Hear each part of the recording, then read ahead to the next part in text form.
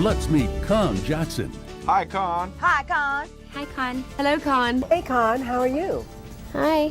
As Conn connects you to the world, he does so by talking with leaders. Visualize. That's your legacy. Challenge the idea. That every day can be a great day. Unforgiveness damages you. Game changers. We're just taught to... Just keep trying. You have to enjoy what you're doing. Thank you for calling me Cinderella. It's fun, man. Hard work pays. And celebrities that allow you to grow and engage life to the fullest.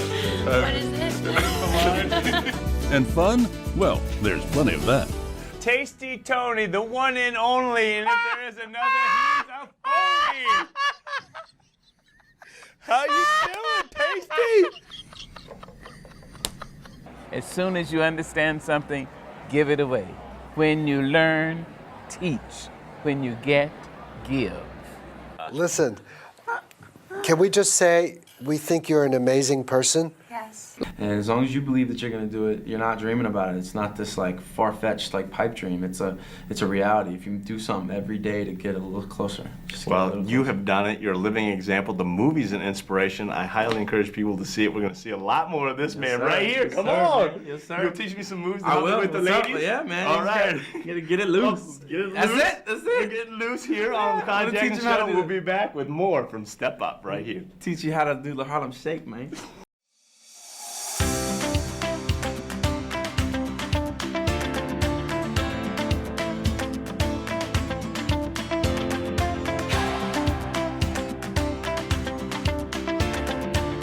Hey, who's the nicest person ever? Conn, thank you so much for having me and everybody watching. Love for life. Peace. Wow. How did they find you? Join the fun on TV and radio daily, or check it out at ConnJackson.com. Awesome job. Nice to meet you. Rock on. Rock on, my friend. Conn Jackson, thank you so much.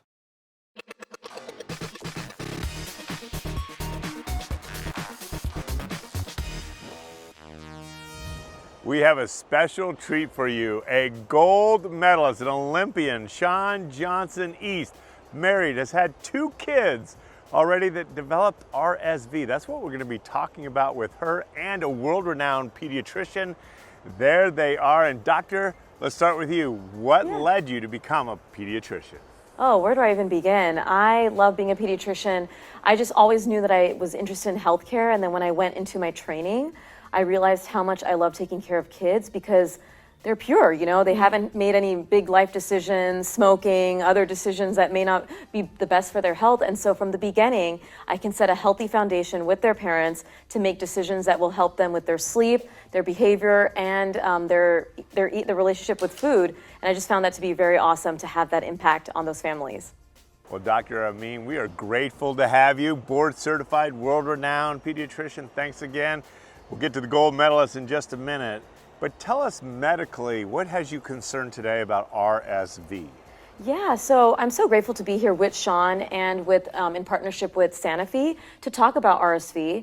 The first thing is RSV is also called respiratory syncytial virus, and the reality is that it's a very contagious and highly unpredictable virus. So me and you as adults can get RSV and it may just be a mild runny nose, but for some babies, especially those under 1, it can lead to serious RSV lung infections.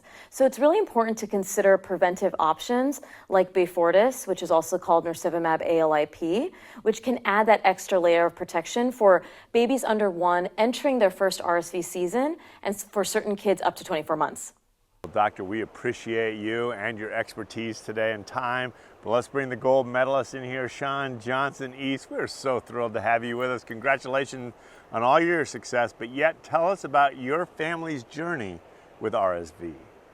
Yes. So, new mama who's not a pediatrician, this is all new to me. My first baby got RSV when she was 2, and she handled it just fine. She had a runny nose, a cough, a fever, and got through it just fine. So I didn't really think much of the virus. And then our second baby at the age of 1 contracted the same virus, but it took a very quick turn. He struggled to breathe, and so we ended up in the ER. And then that led to more conversations about preventive options going into our baby number 3, because we had him in the middle of peak RSV season, so I was very worried. I had 2 other babies back at home, a bunch of people visiting for the holidays, and Beyfortus was a wonderful option for us, given the circumstances, and it was something that we had talked about with our pediatrician and felt very confident with.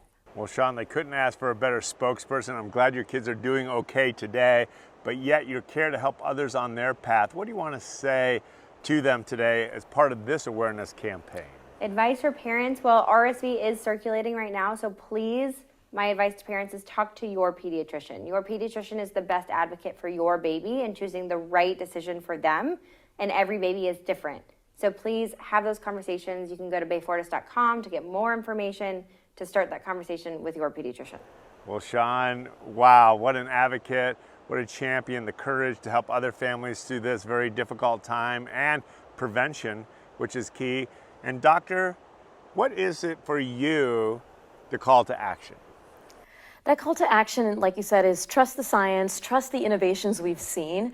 I also like to remind families that Beyfortus is a preventive antibody, so it's not a vaccine. So it's helping babies provide that antibody while their immune system develops. And your doctor, like Sean said, is going to be the one to help guide you through whether your child is a candidate for Beyfortus, because if your child has any history of serious allergic reactions to nirsevimab ALIP or any of the ingredients in Beyfortus, your doctor will not recommend it. But by and large, it's something that we recommend for all babies, even newborns, because it can help reduce that chance of serious lung infections related to RSV. So talk to your doctor and visit beyfortis.com.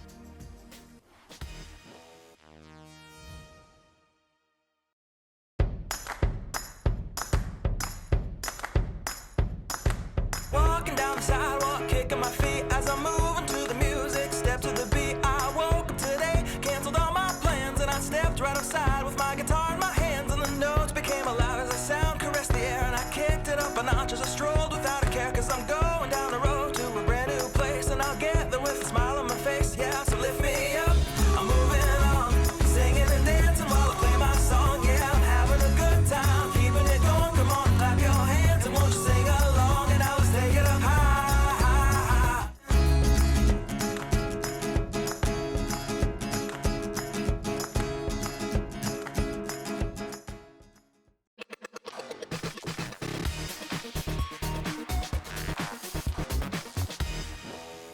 It's super great to welcome you back to Connect. I'm your host, Conn Patrick Jackson.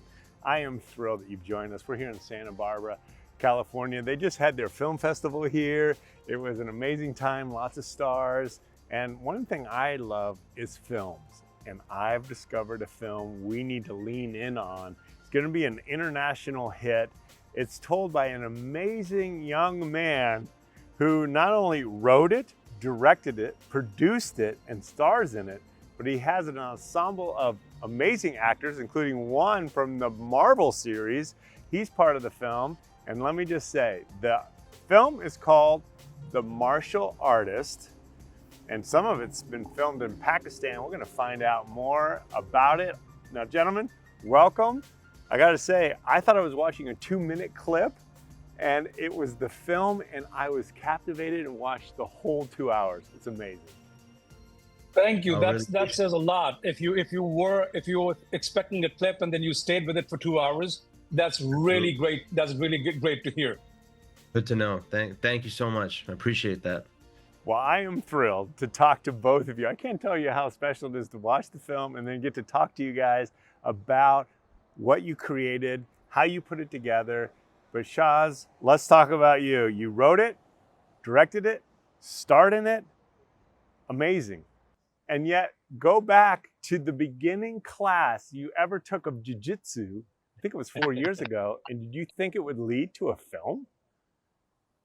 When I was getting choked out unconscious, that's probably when it was. I was like, I got to make a film about this. But no, honestly, like the obsession with the MMA was way before the film even started. So I was always observing it, but jiu-jitsu, Muay Thai, kickboxing, all that came into play when we started making the film. But I think the bigger idea was to find the story behind it. What was the story that needed to be told? And I think there were many desires, but one of the big ones was to fuse this sort of Eastern and Western mix, this sort of create this sort of bridge through this character as he goes back to his motherland. And when I cracked the grandfather character, which is played so brilliantly by Farhan Bhai, that's when I knew that there was a film. And then the training started for all for all the action and all that. But first, the story needed to be told. So that was the hardest part to crack. My grandfather came from this wealthy family and left my dad nothing. Then my dad did nothing. It's a nice look for my handsome son. Thanks, Mom. Amazing story. And Farhan, we've got to ask, because your scene as the grandfather, the wisdom, the delivery, fantastic, brilliant, I've got to say. Where was it filmed? Because it is gorgeous. Well, thank you. It's the northern part of Pakistan, actually, called Naran, which is, as you could see, is spectacularly beautiful. It's God's country. It's untouched, and you can see it. You can feel it. So, and we were lucky to be able to, use and show that part of Pakistan in the story. Well, tell us about your approach on this role. It is amazing. And let me use the word I used before, brilliant.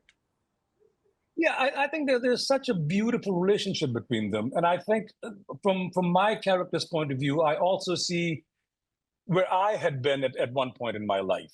And I see that in this young man. And I see how to coax and how to bring that out of him. So I think it's just a wonderfully layered character and a wonderfully layered story, because they're reflections of my character in this younger character, who I know has the potential and has everything. All he needs is the heart and to ground himself and get his spirit in the right place, basically. Got some fights coming up, and I wanted to come here and train. I thought maybe you could help me. You did not come here to train. You were desperate for answers about your father, your brother, and you. Is he alive? Well, Farhan, you've had amazing roles, including this one.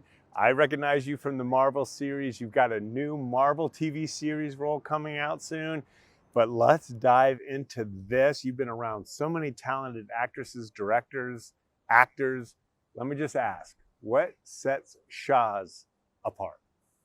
Well, the biggest thing about Shaz is his level of dedication is unmatched. I mean, the man is completely focused on trying to make something perfect. And that kind of energy is contagious. So from the first day that I met him, which was, as we were talking about earlier, it was about, I think, 7 years ago in San Diego. And we sat down and we talked about this idea.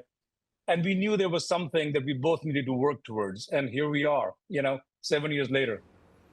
Absolute brilliance. And Shaz, when I hear about you, I want to share a quality that I've read time and time again, is your ability to listen, adapt, pivot, and really is incredible when you have so many roles and you're not stressed and making sure it goes a certain way.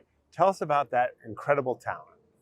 I think the film, when it starts being made, it becomes bigger than, the creator of the film, because the idea is, you have to make the final decision, but you have to take ideas from everybody, and there has to be an awareness of what's happening with the film, because it's its own beast, and it's growing, and it's kind of like it would be silly for me not to take that kind of input, because I think some of the best discoveries happen when that sort of listening was happening, that interaction with the actors, or even like people from the crew, like a random comment would come, and of course, you have to sort of gauge it. You can't let everything in. It has to be completely streamlined with what you want. But that's the only way I know how to work, is to be able to take it all in and kind of all go together, because it's just also more fun that way. Love the results. I've so enjoyed talking to both of you as well. But do share the release, not only here in North America, but I'm excited because in your homeland, they're going to experience it too. In Pakistan. Sure. In Pakistan, yeah, my family is there. My parents moved back 3-4 years ago, so it's going to be great for them, to see it out there. It's actually being dubbed in Urdu, so the local audiences can also enjoy it. And then in UK and in North America, and then parts of South America, it's releasing on April 4th. So look, I think Farhan and I can agree that we love those sort of classical films that even Hollywood was making back in the day. And we felt like there was kind of there weren't these films being made right now within the system. So it was this is our attempt to kind of make something that, inspired us growing up. And yeah, I'm just really grateful for all the artists that were around me, especially some of these performances in the film. I'm so sick of seeing myself. So the only thing that got me through it was these actors. So it really enjoyed. What a blessing. Congratulations. An incredible masterpiece. The Martial Artist. We look forward to more from you, Shaz, but let's enjoy this today as we have enjoyed talking to both of you. Congratulations. Thank you, so Conn. much. Thank you for taking out the time to talk to us. Really appreciate it.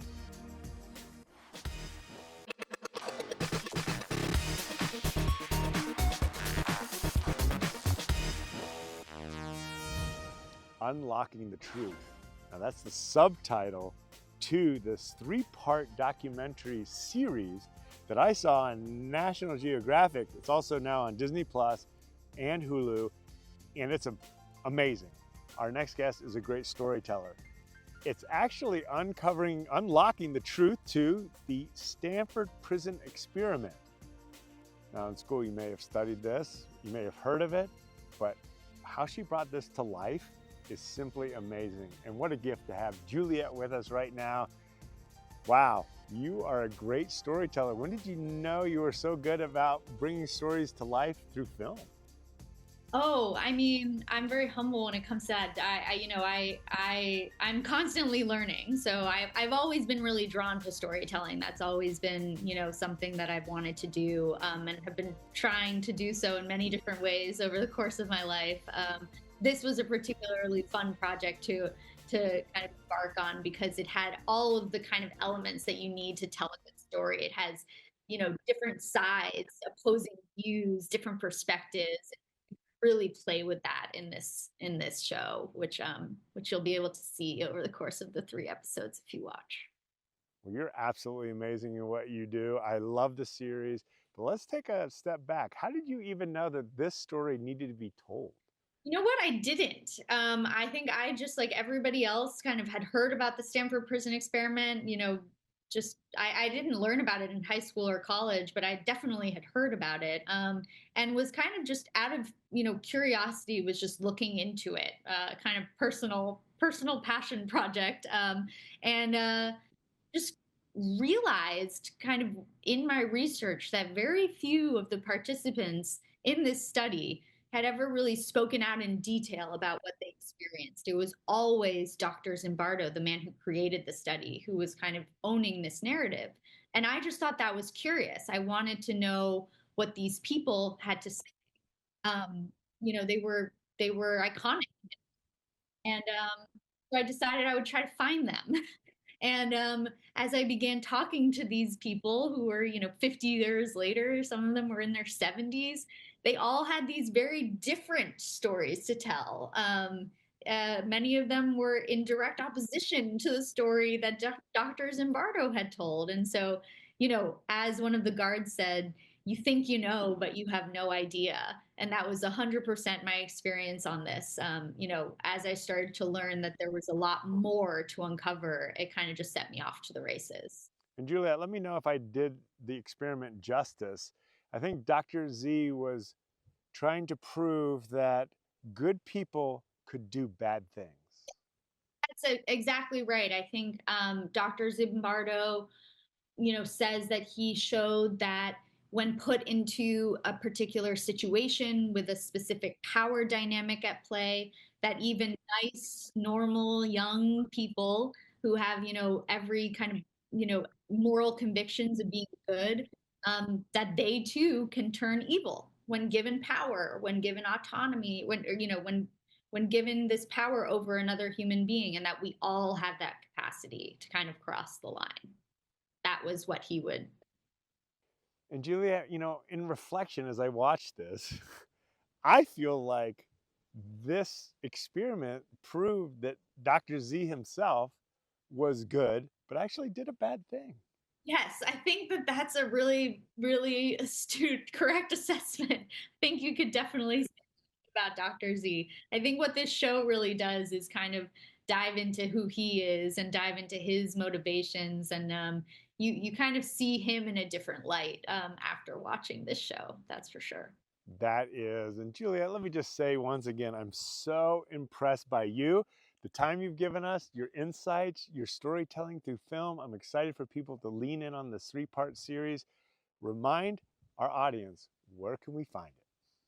Yes, you can check it out on Hulu or Disney Plus. It's a National Geographic show and it's streaming now, Hulu and Disney Plus. Well, Juliet, I want to watch it again. I took so much from it, but as a filmmaker, as we wrap, thank you for your time.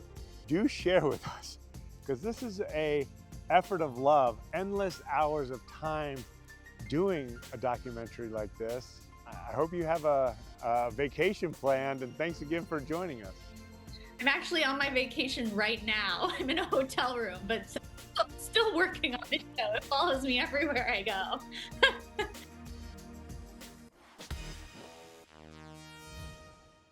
So glad you got to check out that clip. But listen, we've got plenty more going on here at Get Connected, our TV show. My friend and I are going to give you a glimpse of all the fun, so take it away.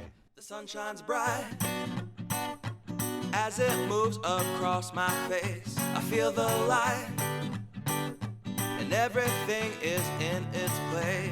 Oh, I woke up feeling great. Today was made for me. And life is good the way it should, the way it was meant to be. Well, join us and we'll get you in the know. Check us out at Get Connected at ConnTV.com and be part of the movement. It's a beautiful day.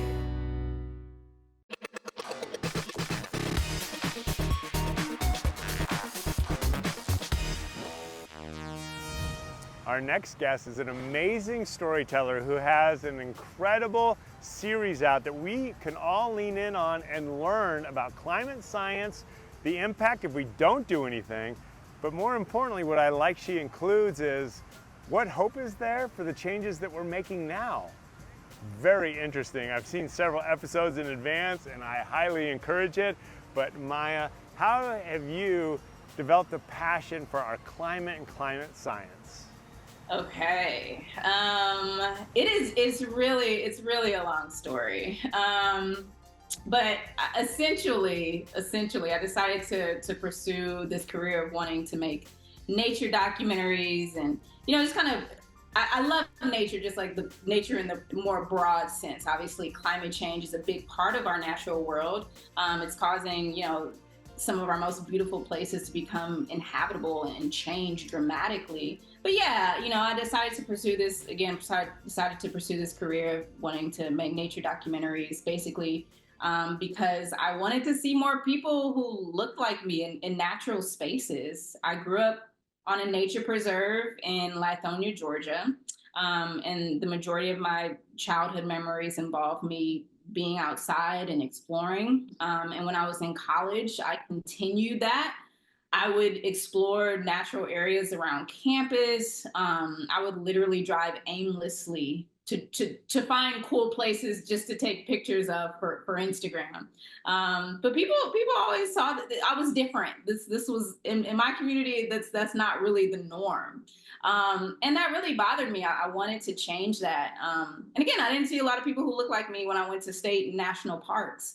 So I figured the best way that I could do that is by making cool, nature-related documentaries. And I believed that alone would inspire others who look like me. And even beyond that, to just continue to learn more and want to explore and deepen their own appreciation for our natural world.